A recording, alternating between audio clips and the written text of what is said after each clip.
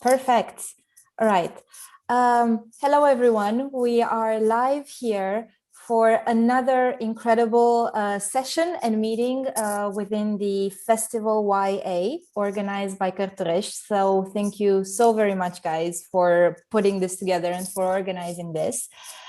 Today's a very special day because we are here for and with one of our favorite young adult authors, namely Krystal Sutherland. Welcome, Krystal. Welcome to Romania, kind of. Yay! Thank you so much for having me. I'm going to make it to Romania in person one day, but until then, it's such a pleasure to be here chatting to you again. We cannot wait to actually meet you in person, and I'm sure everyone feels this way. Before we jump into questions, just two more things. First of all, I'm Irina. Hi, nice to see you all. I'm actually Krystal's translator here in Romania for one of her books. So, you know, I kind of have a special relationship with at least one of them. We highly encourage you guys to ask questions as well. So if you're watching us on Facebook, you can ask questions in the comment section, and I'm sure the organizers will pass them over. If you're here on Zoom with us, just write them in the chat box and I'll send them over, or raise your hand if that's easier. So, you know, we can get the conversation going as well as possible. Okay. All right, let's get to it. So, Krystal, everyone here loves you and knows you for two novels, 2 out of the 3, right? Because 2 of them have already been translated at Stoica Publishing House, namely Our Chemical Hearts and a semi-definitive list of worst nightmares. But what maybe not everybody knows is that your 3rd novel has just been published, namely House of Hollow, which is super exciting. And I was wondering if maybe not everybody knows it. Okay, and I was wondering if you could tell us something about that. Yes, so my 3rd book, House of Hollow, just came out in the US, the UK, and Australia last month. And House of Hollow is a slight departure from what I have been doing before. So I had been doing kind of contemporary magic realism before, and then this one is more of a kind of a gothic, even a horror, I might call it. But it is about these 3 girls, the Hollow sisters, who, when they were children, they disappeared off a street in Scotland for a whole month. And then they came back as quickly as they had disappeared, but they came back slightly different. Their hair had changed color, their eyes had changed color, and they each had a small hook-shaped scar at the base of their throats. And then the story kind of begins 10 years later when they're kind of living in London, 3 of them, and the youngest sister, Iris, who is our protagonist, is just trying to kind of lead a normal life and finish high school, which is something that's quite difficult to do in the shadow of her 2 older sisters, who are these kind of glamorous, wild, famous women. So the eldest sister, Gray, is a supermodel and fashion designer, and the middle sister, Vivi, is this kind of punk rock goddess who plays in ruined bars of Budapest and things like that. And then the story really kind of kicks off when Gray, the eldest sister, goes missing for a 2nd time. And Iris and Vivi have to kind of team up and figure out what happened to them when they were children so they can find and save Gray in the present. Nice. Wow. Yeah. So I'm guessing we should all get our detective book going and start solving the mystery as we go. Definitely. There are a lot of clues along the way that you have to watch out for. Wonderful. I can't wait. And we already have a huge fan of the book in the chat box. Irina, if you have any questions later on, we're excited to hear them as well. You yourself said that this House of Hollow, that this book is quite different. And this is something that we feel as well, even from the first 2 books. So Our Chemical Hearts was sweet and gentle and heartwarming. And then you went for a semi-definitive list of worst nightmares into more serious topics, still in a very nice way, but kind of social. And then we have horror Krystal, right? Who writes thrillers and whatnot. First of all, what made you, switch between genres like this? So I started writing my first book that was never published when I was 18. And I really was drawn to stories like House of Hollow, where it's, it's fantasy, but it's very much rooted in our world. And the supernatural just kind of brushes up gently against a contemporary setting. So that's what I was writing from the very beginning. And I wrote 3 manuscripts before I wrote Alchemical Hearts. And they were all in the same kind of vein of, fantasy or thriller or even a little bit of sci-fi. And so Alchemical Hearts was kind of the different one for me. I was trying something different, a different genre to kind of push myself, and didn't necessarily expect that would be the book that would, be published, and then there would be a movie made, and then that would be kind of like what people expected when they picked up a Krystal Sutherland book. And I did want to find my way back to a kind of fantastical, kind of darker story. And so a semi-definitive list of worst nightmares was kind of a stepping stone to that. And then House of Hollow, I feel like, is the kind of story I've been trying to write for a long time. And then finally was kind of good enough as a writer to write the story and do it justice. So I had a lot of fun writing it. It's a book that's very much rooted in language. It's very luscious. It's very descriptive, a lot of smells, a lot of textures. It was a lot of fun to luxuriate in that world. So basically you went back to the roots with this one. Back to the roots, exactly. Like coming home, the book that I'd been trying to write for a long time. Nice. And did you feel like the writing experience itself was different with all 3 of them?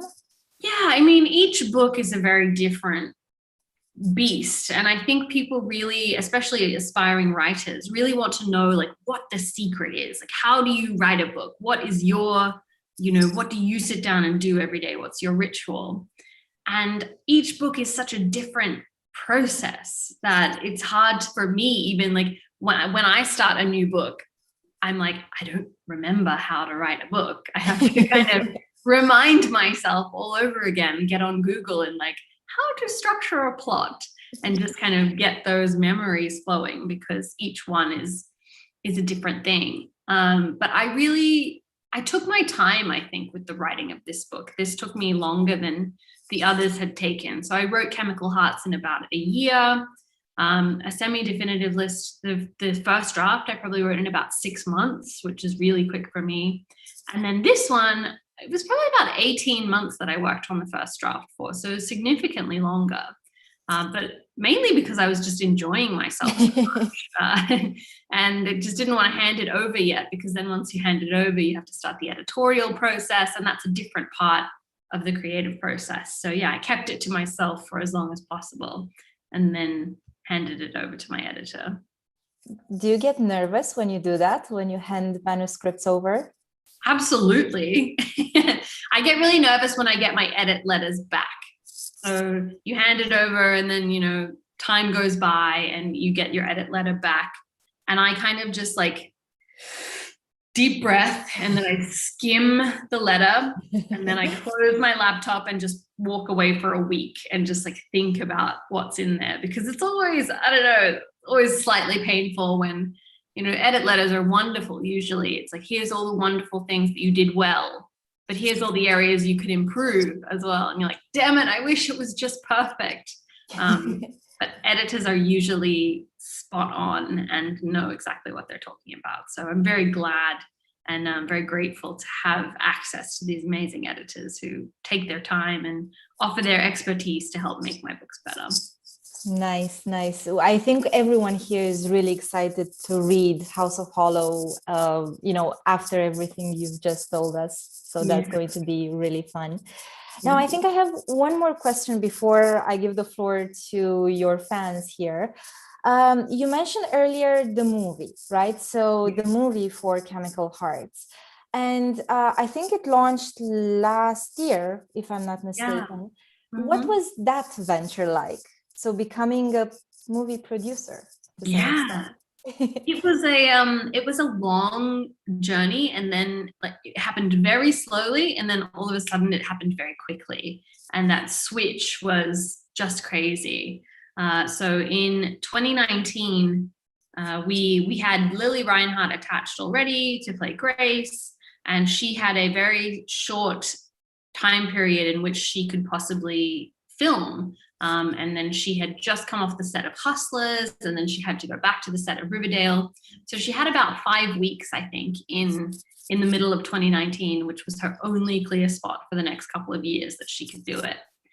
And so it was kind of like now or never. If we don't do it now, it's not going to happen. And Amazon was just really excited about the movie and really excited about Lily being a part of it. And so they got on board really quickly, and they made it happen super fast. So the director went and had a meeting with Amazon. And then I think 1 week later, he was already on location scouting. Right. Yeah, scouting shot locations. And I mean, it was so fast that I think it was about 6 weeks from the meeting with Amazon to the time we started shooting, which is just unheard of in Hollywood. These things take forever to get set up. And so I didn't have a lot of time to wrap my mind around it. It was just so quick. And even as I was getting on a plane, because I'm based in the UK and it was being shot in New Jersey, so I was getting on a plane to go and visit the set, I was still like unsure if this was really happening. Like, I'm not sure if they're really making the movie or if this is like a giant trick, or maybe I'm dreaming, I'm not sure. And then I got to set, and it was very surreal because, you know, I had written Chemical Hearts when I was a student. I had written it kind of in my student share house, all on my own at the breakfast table in the mornings. You know, I would get up before my classes and just kind of chip away at the story. And then suddenly you're on set, and there are 100 people there to tell the same story that you told on your own. You know, people whose job it is to just kind of dress the set with greenery. And then there was a person there from the American Humane Society to watch the fish and make sure that the fish were treated properly. Just incredible, the amount of effort and the amount of like human resources required to make a movie just really blew me away. And were you able to have a lot of, creative inputs as to the script and how, other than the story itself, of course? Yeah. Early on, I had a really great relationship with the director. He's a good friend of mine now, and he was really open to collaborating and wanted me to kind of be involved with the writing process because he also wrote the screenplay. And so, he would send me his drafts and was very open to kind of getting feedback on them. And then once it all kind of kicked off, I mean, it was just happening so quickly that there was no space for me to be like, wait, that's not how it is in the book. I'm going to have a tantrum about this. So I was just kind of like along for the ride at that point. But, you know, we have other adaptations in the works at the moment. So Nightmares is being developed as a TV show. And then there are kind of like little things happening in the background for House of Hollow that I can't talk about yet, but hoping to have kind of more creative involvement in those ones in the future for sure. Nice. That is really exciting. So we have not only a semi-definitive list coming our way, but maybe something else too. Maybe something else. Awesome.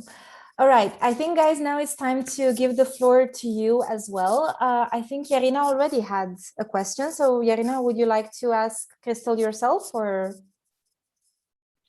should I? Let's see if Irina can hear us.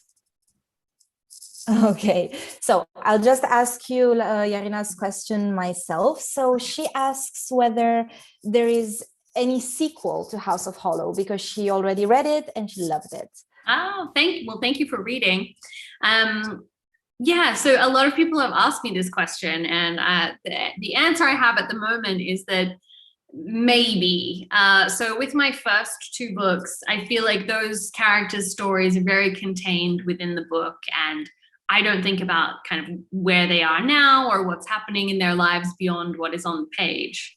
But with House of Hollow, I feel very willing to go back to that world and back to those characters and kind of explore a little bit more of the magic that is in that book. So maybe it could be a sequel, maybe it could be a prequel that's about Gray or Vivi, I'm not sure. But the answer is I'm open to it and maybe it will happen. I'm working on something different at the moment and I really want to get that finished in the next few months, but then we'll see. Can you tell us at least what kind of genre this new project Yes, I can. So this new one it's kind of in the same vein of House of Hollow, I think, where it's set in London and there's this kind of supernatural element to it. It's about these 3 teenage girls who kind of have links to the occult. So there's like some kind of like magic and demons and stuff like that. And then there is a serial killer going around London who also maybe has some links to the occult. So these 3 girls decide to team up and try and figure out who the killer is. So it's been a lot of fun. I think again am like stretching into a different genre with thriller and kind of murder mystery. But it is, it's great fun. Nice, really exciting. We have a question from one of our Facebook viewers, from Yonela, and she asks you a couple of things, all related to Chemical Hearts. So first of all, how did the idea come about? So how did the idea of writing come about? What do you think of the book now, looking back on it? And lastly, how much do you find yourself in the book? Okay. So where did I get the idea from? I feel like it's a convergence of different things, right? So usually there are 2 or 3 elements that need to fall together for you to latch onto an idea and therefore there to be enough meat for you to kind of explore it.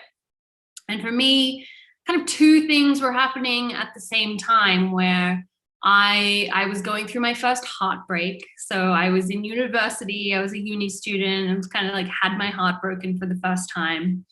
And I was also really angry with all of the like romance movies and romance books that I was reading. I was like, these are lies. Love is a lie. Why does everyone lie about this? And I wanted to capture some of like, even if you desperately want a love story to have a happy ending, it's just not realistic for every romance to end that way.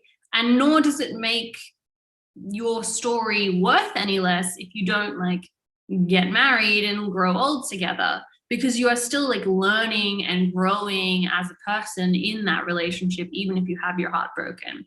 So I wanted to kind of write a story about the value of love that doesn't work out. And that's kind of was the initial inspiration for Chemical Hearts, I guess. The next question was, how do I feel about the book now? Yeah. Mm-hmm. I haven't read it since it came out. So I had this very surreal experience on the set of the movie where the director and all of the actors had read the book much more recently than me and had like copies of the book with tabs in it and were really kind of studying it. And I could not remember certain parts of it. They were like asking me questions like, what was this character doing at this point in time? I was like, I don't know, can't remember. Haven't read it for a while. So it certainly has a really special place in my heart because it was my first book that was published, and it was such an like exciting time, such an amazing thing to see happen on the screen as well. But I also feel like I've come a long way as a writer since then. Like you have to keep pushing yourself and developing more. And so, yeah, it will always be special and important to me, of course,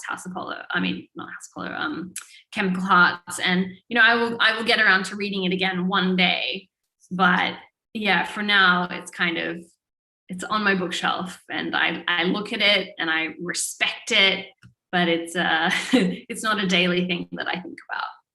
And then, wait, there was one more. How much of yourself do you find in Chemical Hearts? Yeah, I think people assume that you base characters fully on yourself or people that you know, But the truth is much more like you take little elements from yourself and people you know, and you kind of sew them through the entire manuscript. So I think that I am in all of the characters. There are little bits of me in most of my characters that I write.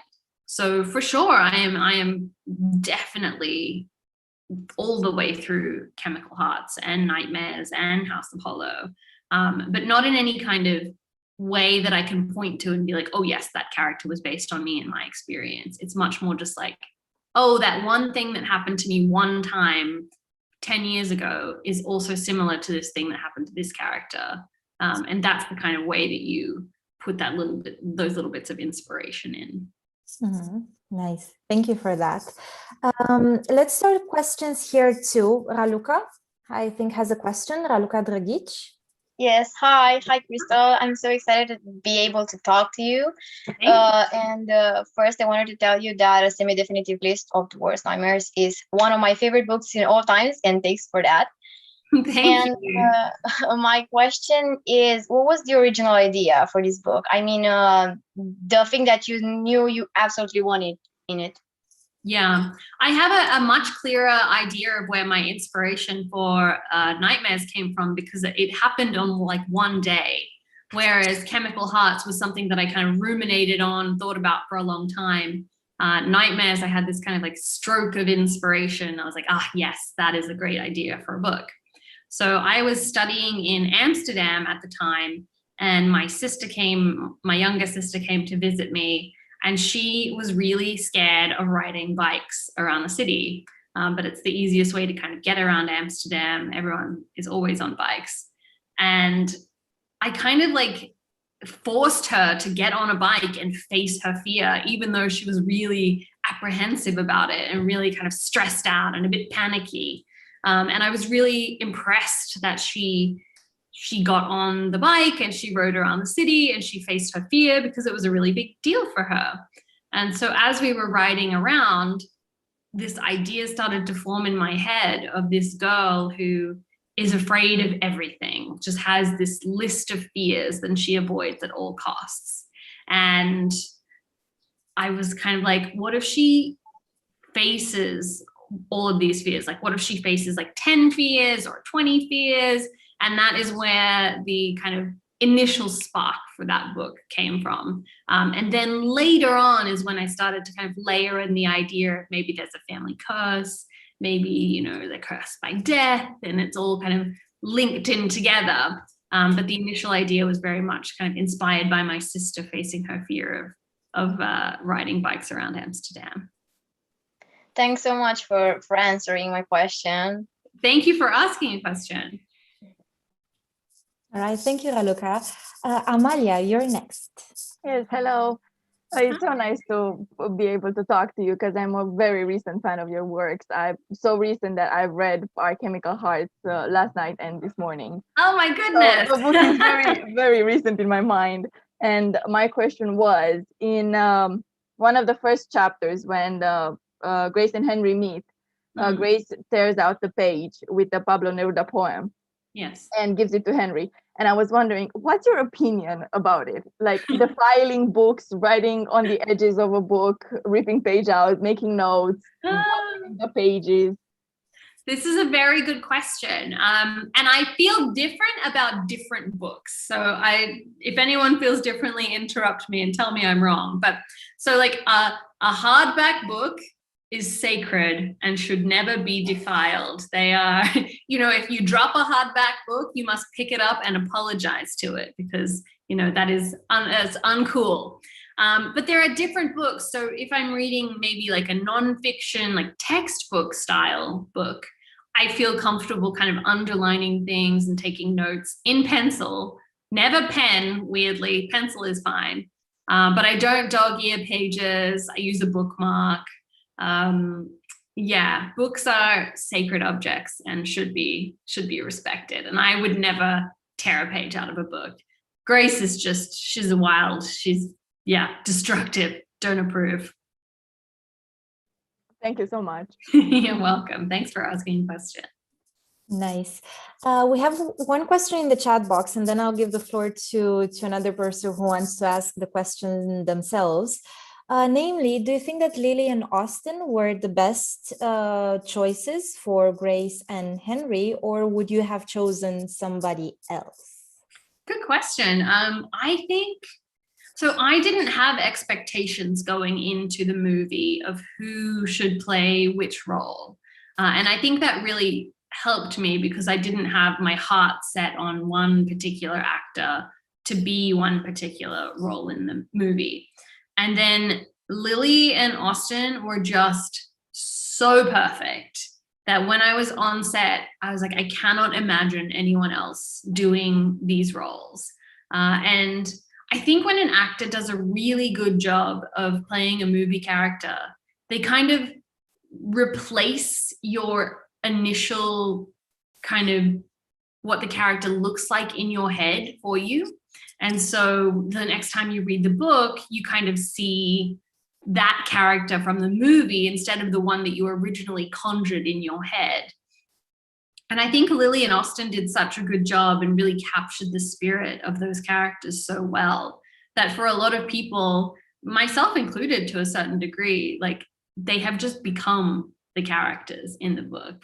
So I feel really lucky that they took on those roles and really just inhabited them so well. Because ultimately what you want is actors who are really good and really kind of just get the character, rather than people who maybe look exactly like the way that you imagined them to look. People who understand the spine of the character and can bring them to life on screen. So yeah, very happy with those two. Nice. And Christina, continuing the question, was also curious as to whether you would change anything about the movie overall, or if you're super happy with how it turned out. I think they did a pretty good job of the adaptation of the movie. I think I would make it a little bit funnier. I think there's more levity in the book. There's a little bit more comedy, and it's a little bit lighter in tone. And I think they made a conscious decision with the movie that they wanted to make it a little bit darker, a bit more serious. But I would have put in, a bit more of Murray, a bit more of the side characters, and just had a little bit more of the kind of like the chemistry and the friendships on the sides that bring lightness to the story. But they really wanted to focus on the relationship at the center and the kind of like all-consuming nature of their relationship. So they made a decision to make it slightly different. Right, thank you for that. Andy, I think you have a question as well. Yeah, hello. I'm so happy to meet you and get to talk to you. Likewise. I actually finished House of Hollow last week. Oh my goodness. I loved it. And I have 3 questions for you. Okay, let's do it. The first one is, how did you come up with the entire concept for House of Hollow? Because it's amazing. Thank you. Then the second one is, how did you come up with the idea of flowers in House of Hollow? Because it was, wow, just... The third one is more of a curiosity. I've seen that I think you are a fan of Taylor Swift. And I was curious, what is your favorite album, or if you have one? Okay, let's begin at the beginning. So the initial inspiration for House of Hollow also happened at a particular moment on a particular day. So I was in Sri Lanka at the time with my partner, his family is from there, and his family was kind of taking us on a trip to show us around. And we went to Anuradhapura, which is the old capital city, which is now kind of ruins. And we were driving around and kind of getting out and exploring all of these ruins, which are kind of overgrown by jungle and grass. And I kept seeing these doors everywhere where every other part of the structure had kind of crumbled away. And all that was left was a door frame. And you could see them off in the distance, kind of just grown over with trees and vines and flowers and stuff. And they looked so beautiful, but they also looked kind of haunted and haunting. And I felt like they were like fairy circles from folklore. You know, if you see a ring of mushrooms in the woods, you're not supposed to step inside it because the fairies might kidnap you and like take you to fairyland. It felt like that. I was like, what would happen if I stepped through one of these doors and I ended up somewhere else unexpected? If you fell through a crack or something like that. And so that was the initial inspiration. And after I'd seen these doors, honestly, we went straight back to the car and I started taking notes on my phone that day. That became the kind of opening chapters of House of Hollow. And then everything else kind of spiraled from there. I knew I wanted to write a story about 3 sisters because I'm one of 3 girls. And I weirdly like knew I wanted to have a forest in it somehow, like some kind of dark forest. So those were the elements that I was putting together that I started with. That was the kernel. And then obviously over time, you know, over 12 months, 18 months, you really draw so much more into it. But that was definitely the beginning. And then the flowers. So that was also something that happened really early on. And I didn't necessarily know that it was going to be such a floral book when I started writing. But there was a scene. So when Vivi is injured, her arm is injured, and Iris checks her wound. And this is not a spoiler. This is just something that happens quite early on. But one of the sisters gets injured and the other sister checks the wound, and there is a tiny flower growing inside of her wound, this kind of pale, translucent bloom, and she plucks it out of her sister's arm. So I had written that in the very first draft before there were flowers all the way through. And my agent really loved that imagery. She was like, that's so creepy. You should do more stuff like that. And then I was like, flowers everywhere. Let's just have them growing on everything. So I went back through in subsequent drafts and kind of was really trying to make a horror book that felt really visually beautiful. And then I saw Midsummer as well, the Ari Aster movie with Florence Pugh. And I was really blown away by how a horror movie could be so visually stunning. Like it's shot all in the daytime, it's bright sunlight the whole way through, there are flowers, everyone's in flower crowns. And so I wanted to capture some of that as well, how there's horror going on, but it's so beautiful to look at. And then what was the last question that you had? Sorry. If you have a favorite Taylor Swift album. Favorite Taylor Swift album? Oh yes, of course. How could I forget? I do love Taylor Swift. I'm a big fan of T Swift, and I'm a longtime T Swift fan. I feel like she's become really cool lately, but it used to be not cool to like Taylor Swift. And I liked her when it was not cool to like Taylor Swift. So I liked her before she was cool. Recently, I have to say Folklore is probably my favorite. Like, all of us were just freaking out in lockdown, and she just went and wrote a genius album, like 2 genius albums. What is she doing? Why is she making the rest of us look bad? I don't know. But I love Folklore, and I listened to it over and over again last summer. And it kind of became the soundtrack of 2020 for me. So yeah, that's my fave. Thank you so much. You're welcome. Nice. Daria, I think also has a question. Would you like to ask Krystal yourself, or?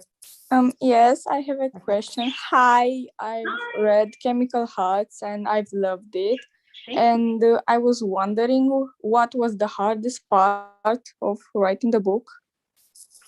Yeah, I think Chemical Hearts was a very different writing experience from Nightmares or even House of Hollow, because it was my first book and I didn't have a publishing deal when I was writing it. And so the whole thing was kind of difficult in that you are dedicating so much of your time to something that you're not sure that anyone will ever read. And I wasn't a full-time writer then, I was a student. And so it was really about finding time in my day to even sit down for an hour or 2 and put some words on the page. And that is how I discovered that I'm most productive in the early mornings, because I would get up at 6 o'clock in the morning and kind of write for 2 hours before I had to go to university. And I found that if I did that, 5 days a week, I could get a good chunk of the book written that way. And so it's this kind of like crazy, naive thing that you do, but you just have to believe in yourself and really be compelled by the story that you're writing. Because it's nuts to wake up every morning and like go and work on something that you're not sure will ever really be published. But I enjoyed it. And so I kept coming back to it and kind of just living in this world with these characters made it all worth it. And the hope that someday I would be able to share it with other people as well.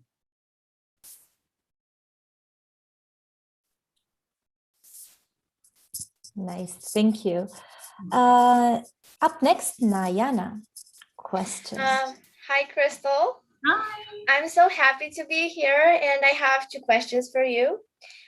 The first one is, have you ever gotten reader's block when you were writing Chemical Hearts? And are there any books or authors that inspired you to write Chemical Hearts? So yeah, so writer's block. I think I didn't really have it when I was working on Chemical Hearts or Nightmares, but I had it in between writing my second and third book. I was working on a different project for a little while. It felt very different in tone to House of Hollow. It was kind of this contemporary road trip book, and it just wasn't coming to me. Like, I would get up and I would sit at my computer and I would try and write this thing, but I just wasn't very invested in the story or the characters. Like, it wasn't the book that I wanted to read. I felt like I had to write it because my agent really wanted me to write it. And I think the learning from that for me is you really need to be invested in the thing that you're writing. Like, if you don't even want to be there and working on it, then no one else is going to want to read it. But the way I deal with writer's block these days is I find just taking a step back, a step away, and like having a little break, even if it's just like a week of not being there every day, like looking at the same words over and over again, is very helpful to come back with fresh eyes. And then the second question, sorry, what was the second one again? You'll have to remind me. Are there any books or authors that inspired you to write Chemical Hearts? Yeah, Chemical Hearts. I think so. It came out in 2016, and I feel like, you know, contemporary was having a very big kind of time at the time. So definitely, you know, John Green was a big inspiration. I really loved his books, and all of the wonderful contemporary writers at the time. So Rainbow Rowell was also a big one for me. Eleanor and Park is a great book, and one that I still really love. So this was my attempt to kind of, write something that felt like it belonged with those books. And then obviously my genres have changed a little bit since then. And so recently I've been really inspired by Melissa Albert, who wrote The Hazelwood, and Holly Black's books, the Cruel Prince and things in that kind of vein. Thank you so much. You're welcome. Nice. Delia. Yes, hi, I have 2 questions. If you could change something in Chemical Hearts, what would that be? If I could change something. I think so. Recently, I've been writing books that are more kind of rooted in a particular place. So House of Hollow is set in London, and it's very much like ingrained in London. Like I went to a lot of different places in London to get the atmosphere and the feel of what my characters were looking at or seeing or feeling. And then Chemical Hearts is kind of set in a fictional town in somewhere in some part of the world. And I think if I could go back and rewrite it, I would probably like do research on the ground about where I wanted to set it in particular and have it really rooted in a place. Because I really loved when I was writing House of Hollow, being able to go to the places that my characters were in, and the way that the place of the story really became a character in and of itself. So that's something I would probably add to Chemical Hearts. And which is your favorite part of Chemical Hearts? Ooh, I love the ending, controversial. So a lot of people message me and they're like, how could you? How dare you? Like, why? But I really love that it's more realistic. It's not a Hollywood happy ending, you know, they're not riding off on a unicorn into a rainbow. It's bittersweet. And I think they both come away from that relationship with a learning. But yeah, I'm really happy with the ending, and I'm really happy that the movie didn't change the ending, because that's something that I was concerned about. Like, are they going to make it totally different? But the director really liked the way that the book ended and really felt passionate about conserving it. So it worked out well. I love the ending too. Thank you so much. Thank you. You're welcome. Krystal, touching on what Delia was asking, what about your new book? Where is it set, if you can share?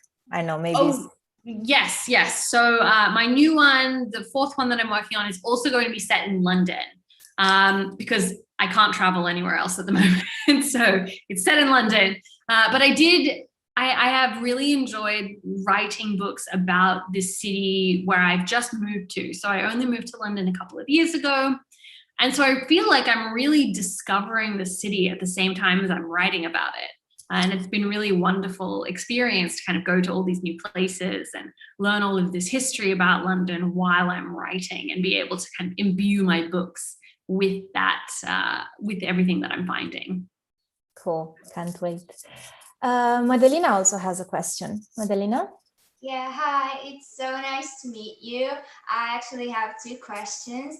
One, it's about Henry. I am very curious about the process of creating him, and how hard was it to write from a boy's point of view?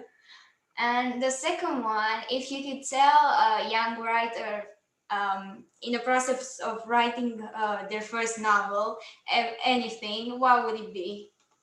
Good questions. So for Henry, yeah, how did I get in the head of a 17-year-old boy?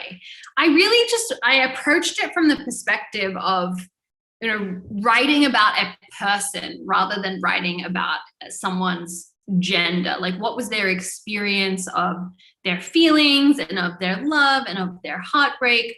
And I think I was inspired by George R.R. Martin, who wrote the Game of Thrones, and he writes female characters really, really well. And people ask him all the time, like, how do you get inside the head of a woman? How do you write such great female characters? And he says, I don't focus on anyone's gender. I just write from a human perspective. And so that's what I really tried to do with Henry, because I think we all kind of feel pain and love and all of these big, heavy emotions in the same way. So it just became about, capturing that humanity and that pain for him. And then advice to a young writer who's working on their first book: finish what you're working on, because I think this is something that I've learned as a professional author, is that you hit a wall probably about 80% of the way into every project, where you are convinced that every word you have written is garbage and needs to be thrown out. But it's not true. You just need to kind of push through that wall of pain and get to the end. Because once you have a first draft, that's when you can go back and really start to like mold it and shape it and edit it and add to it and take away. But unless you've got that fully done first draft and you kind of know your way through the story all the way to the end, it's really difficult to be able to see what it could become with editing. And I think that took me about 4 manuscripts to figure that out, that it was just a natural part of the creative process to hit a wall of self-doubt. So push through it.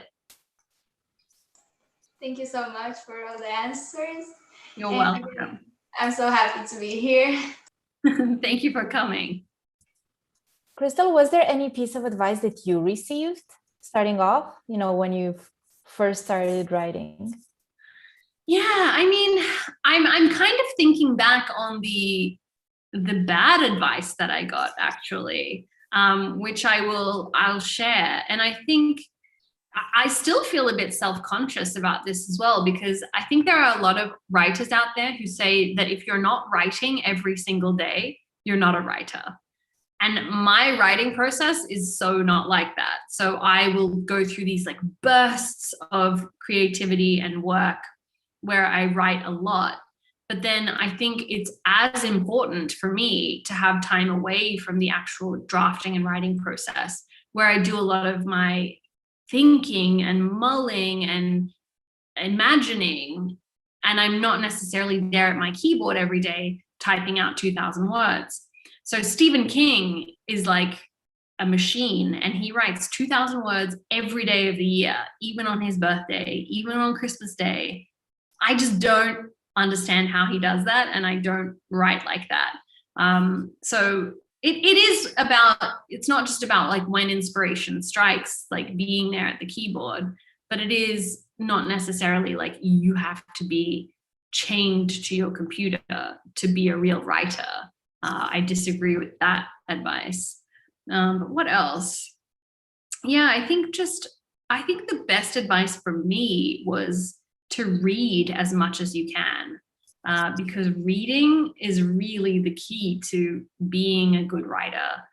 Read books that you love, read books that you hate, and figure out why you don't like them and what the author has done that you don't like or it doesn't gel with you. Just read widely, read different genres, read different age groups, read everything you can get your hands on. I think that is the best thing you can do if you're an aspiring author. Nice. I'm sure we have many young writers watching us right now, so I think that comes in very handy. Irina also has a question. Irina? Yes, hi. I'm so excited to be here and talk to you. I have 3 questions. What do you like the most about a semi-definitive list? I love that book so much. What is your favorite character from all of your books, if you have one, of course? And when did you know that this is what you want to do, that you want to be a writer? Good questions. So my favorite thing about a semi-definitive list is probably, I think the mental health aspect of it, actually, like the way that it deals with different mental health issues and gives a platform for discussion around those issues. So I think it's definitely changing in our kind of modern society, how willing and open we are to speak about, anxiety and depression and self-harm and things like that. But there's still this real sense of shame that people go through whenever they're experiencing something like that. And that makes me very sad. People very close to me have been affected by anxiety and depression and things like that. And it breaks my heart that they felt like they couldn't kind of speak out or go in and get help. So Nightmares for me was really about creating a dialogue and a safe space for my readers, if anyone was feeling this way, to be like, you're not alone, and you really can go and see someone or talk to someone. People will be there for you if you need them. So that's what I love about Nightmares, and I love hearing from readers as well who have read it and really kind of found that in the book. And then my favorite character, was that the next question? Yes. Yeah. All of your books. From all of my books. Oh, that's such a mean question. How can I choose just one? I have a soft spot, I think. Gosh, yeah, probably for Esther. I think she is the bravest of all of my characters, for sure. Like, going out and facing all of her fears. I don't think I would do that. Like, I am afraid of small spaces and heights and frogs. You could not pay me to like be in a room full of frogs or to be up on a tall building and like looking down. So I have a real soft spot for her, because she's she doesn't realize how brave she is. She thinks that she is kind of weak, but she's actually so strong and so brave. I really, yeah, there's a place in my heart for Esther. And then what was your last question? When did you know that this is what you want to do? Yes, good question. So I kind of knew when I left high school that I wanted to be an author. And I owe that to my English teacher, actually. So all through high school, I really wanted to be an actor. And I had big plans to go to Hollywood and become an actress and like be brilliant and famous and all of that kind of stuff. And then on the last day of school, my English teacher pulled me aside and kind of asked me what I was planning on doing with my life. And I said, I shall be an actress. And she said, you know what, I think you should write instead. And that was kind of the initial spark for me, like, oh, wait, you can actually be an author? That's a real thing that people do? Because it hadn't really occurred to me, right? Books are just these magical things that exist in the world. I hadn't really thought about the process of like becoming an author and like who makes these. So yeah, I was 18 when I started my very first draft of my very first terrible manuscript, and then kind of kept coming back for more. So I wrote 3 manuscripts between the ages of 18 and 22, I think.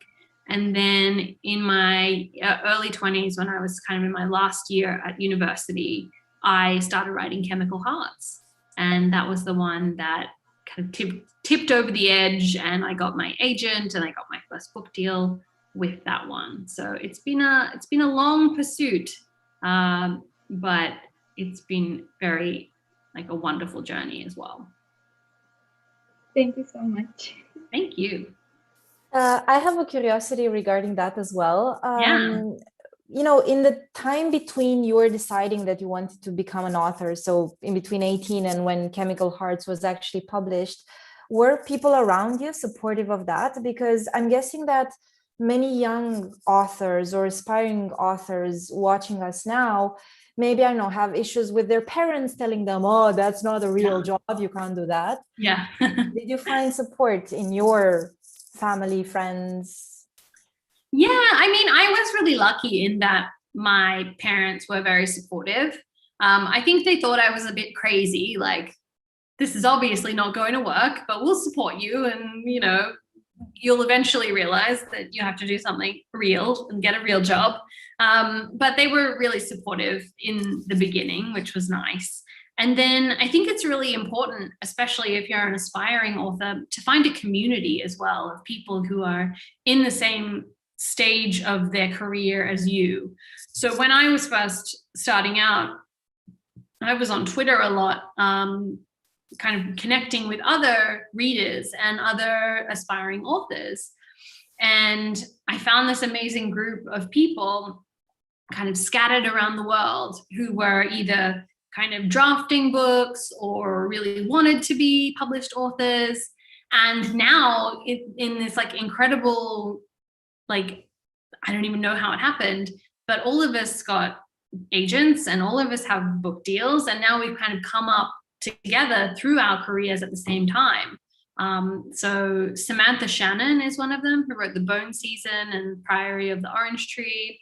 And then there are a couple of other authors in the UK as well, who we all met before we were published. And now we're all published authors and all friends.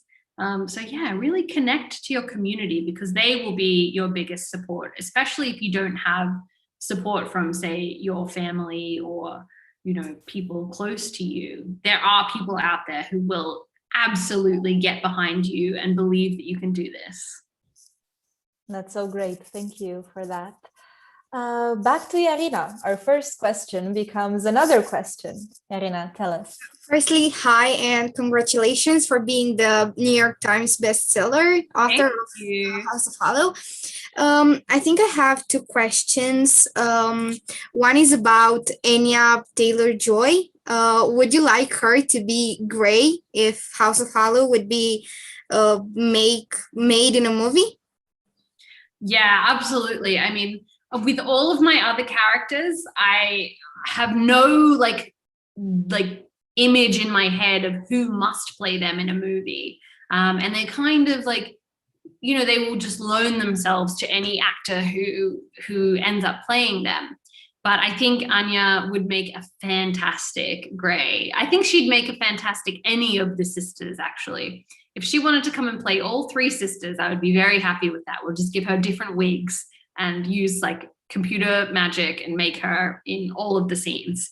So that would be wonderful. I think while I was writing as well, I did have her in mind when I was describing the sisters, how they have this very kind of ethereal but strange beauty.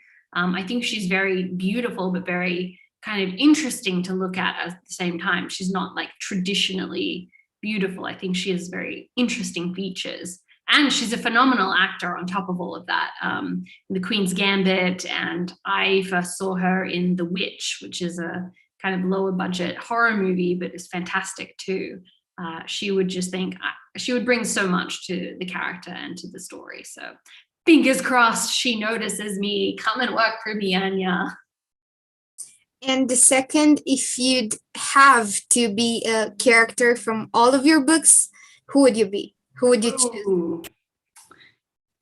I am going to be a Hollow sister, I think. I think I'll be Iris, actually, because who wouldn't want to be like, have the power of compulsion and be stunningly beautiful and make the world fall at your feet? Why not? Well, be Iris. Yeah, that's my... Yeah, that would be my choice too. Thank you.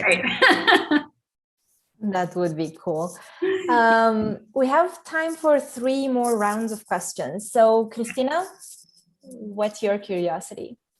Hi, Krystal. I was wondering, what does the poem from 100 Love Sonnets used in Chemical Hearts mean for you? It's just such a beautiful poem, and I think it found me at exactly the right time in my life. So when I was going through my first heartbreak and was kind of like writing Chemical Hearts, I really wanted there to be kind of a patchwork of things that spoke to me while I was going through that. And that poem in particular, I don't know, I must have seen it on Instagram or something, on Tumblr maybe back in the day. And it was just like a dagger through my heart while I was sad, you know, like, I love you as certain dark things are to be loved in secret between the shadow and the soul, is just so powerful. And it became this motif for the entire book. So for me at the time, it just really spoke to me, and it just encapsulated heartbreak, I think. And so I integrated it into the story. Thank you. You're welcome. All right. Alexia, what's your question? Hi. My question is, when you start writing a book, you first think about the characters or about the action that will happen? About the characters or the plot? The characters, like how they will look like, how they will be, like they'll be bad or good. Yeah, I think it starts from a place of characters. So usually when I'm beginning a story, there's some kind of kernel that pulls me into the idea, like how interesting would it be if someone like fell through a doorway and ended up somewhere different. So that might be the thing that I begin with. But then the idea is not really what makes a story interesting. It's the characters and how well you connect to them. So I have a lot of fun at the beginning in kind of deciding who these people are, who we're going to spend the next 300, 400 pages with, and who is going to be the best protagonist to really take us on this journey. So it begins usually with that initial spark of inspiration, but then very quickly becomes about who the characters are and why they are in this story and what they can kind of show us about what is happening to them.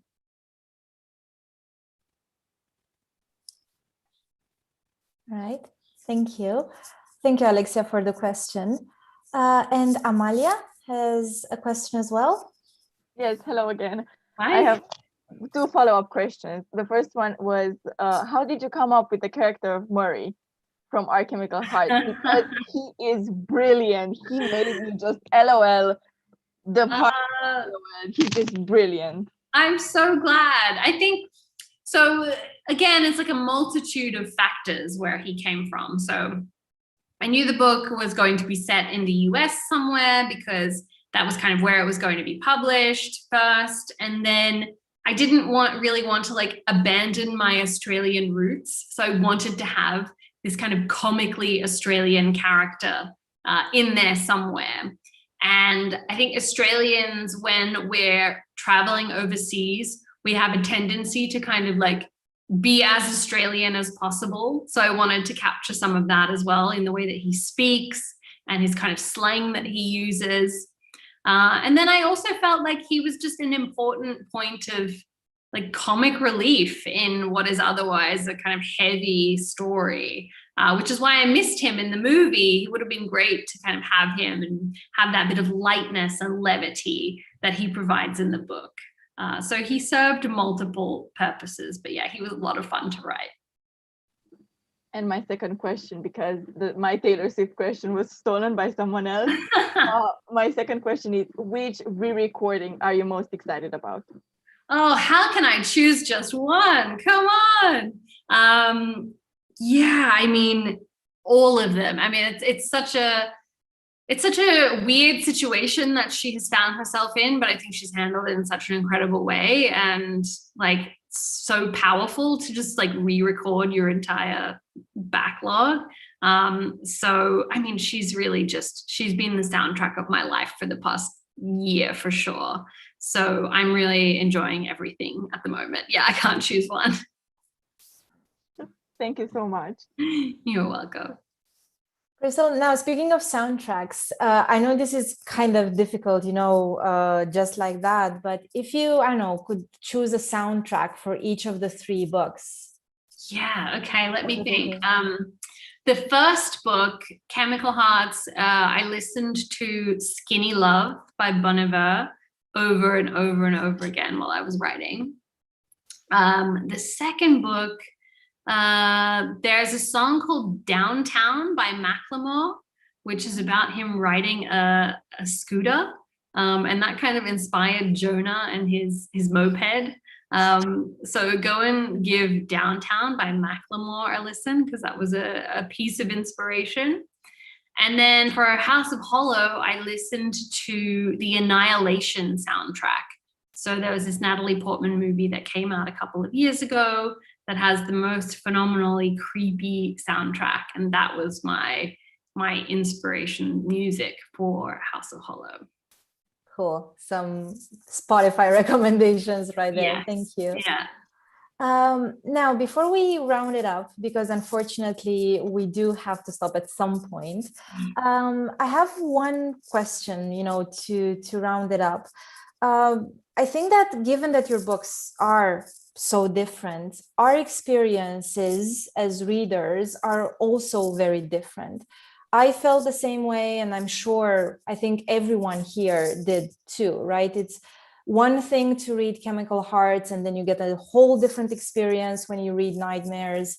And I haven't read House of Hollow yet, but I'm sure it will be really different too. Mm-hmm. And that depends on age, period of your life, and all sorts of other aspects as well. But I was curious when it comes to the role of fiction in general, what it brings for every reader. If there's any difference in the role of fiction that you perceive as a reader yourself versus as an author yourself. That's a really interesting question. I think over the past year in particular, our perception of the importance of fiction and art has really shifted. And I think you know, a year and a half ago, my answer to this would have been different, but it was really like striking to see the way that people turned to books and movies at the beginning of the pandemic, and myself as well. It really became this kind of safe haven and this lifeline when the world was shutting down. I went to books in a really kind of like medicinal way. I was like, I need to be in a chunky fantasy book right now because there's just like crazy stuff happening in the world. And writing, to a certain extent, writing fiction too becomes this therapeutic thing where, you know, I have a compulsion to create, I suppose, where I don't feel like right, I guess, if I'm not thinking of a story. But that's probably the same as reading a story, right? Like I love to just sink into a story, whether I am creating it or whether someone else has created it for me. And I think they're very similar kind of therapeutic feelings. And fiction has just been so important for all of us over this past year. And for many of us, I think it's what is getting us through and keeping us grounded and sane when everything is insane and so abnormal. So yeah, I think we all have a renewed appreciation for how important it is. Stories, they're really the lifeblood of what keeps us all together. Definitely, and that's so beautifully said. So thank you for that. Thank you. And I guess thank you everyone for being here and for your questions. Unfortunately, we do have to stop, but remember, the story goes on. So if you haven't already, go check out Krystal's books. They are translated into Romanian at Storia Publishing House, so give that a look as well. And although I should not be saying that, House of Hollow at some point in hopefully this year or, you know, in the beginning of next year as well. Thank you very much, Krystal, for being here. Thank you so much for having me. I love coming and talking to Romanian readers because you have the best questions and you're so willing to come and have a chat with me. Honestly, when I do some of these events, sometimes people are so shy and won't ask me questions and it's just silence. So it's really lovely to see all of your faces here and you pop up and you come and chat. So it means a lot. And hopefully I'll get to talk to you again in the not too distant future. Yes, we're dying to have you here in Romania, actually. All right. So thank you, everyone. Yes, well, as soon as we can travel, I would love to come to Romania. Yes. All right. Thank you, everyone, for being here. And I wish you all a beautiful evening ahead, and we'll catch soon. Bye. Bye.